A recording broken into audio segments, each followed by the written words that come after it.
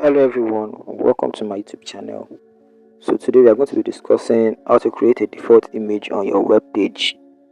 So there are cases whereby sometimes the image that you put on your web page might not be correct, and sometimes maybe when the user inserts uploads an image and the image is not found or something like that, it's not going to display the image. It's going to be blank, or to just throw in an error or just a blank image. So I'm going to show you a way whereby instead of it to be throwing the error sign or that empty image sign, so it will show a default image that you have. So let's get right into it. So here are the two images that I'm going to use as case study. First, let me reduce them into 200 pixels, the width of the images I want to use as an example. So yeah, that's done. Now if I put X on it now, you're going to notice that it's going to be blank. It's not going to show anything on the screen. Then if I try for a second one also, you will notice that it's going to show X. It's not going to show the image again. So that's because the image that I put there is not correct. So I'm going to show you a way that instead of it to not just show blank, it's going to show a default image that will be there. So first, we are going to declare a variable called default image. That's a directory to the part of the default image that we are going to use anytime the image is not found or there is an error encountered when trying to display the image. So image /default .php, because I have that in my image folder in the folder I'm working on.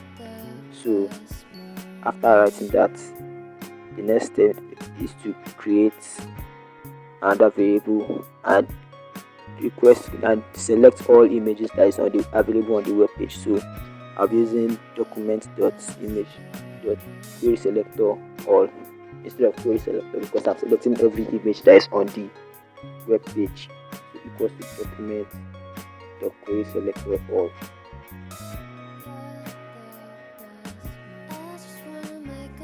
So I'll put the image after me, so I'm selecting all the images. So next step is to create for each look through every image. So because it's going to look through every image to find if there is any error when trying to display the image. So images dot for each loop. So we are using the for each loop to look through every image that we have on the web page to detect for any error. So we're going to open brackets and declare a parameter. So images, we are going to declare a parameter called image. So equals to arrow, and then you call out the parameter image and add an event listener. The event listener we are going to use here is error, because we are going to listen for an error. The page is meant to check for an error on the image. So then arrow function.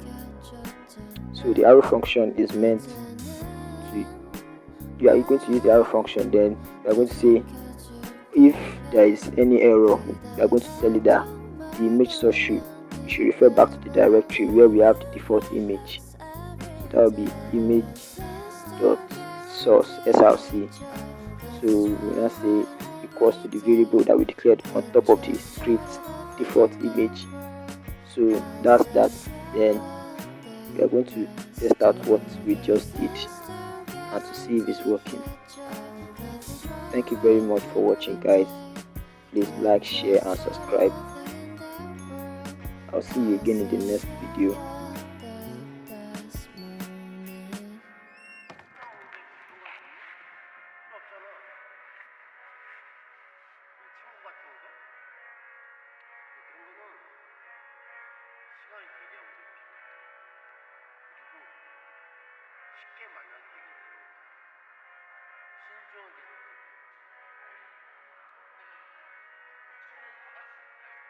아니 강아지야 강아지 2살이야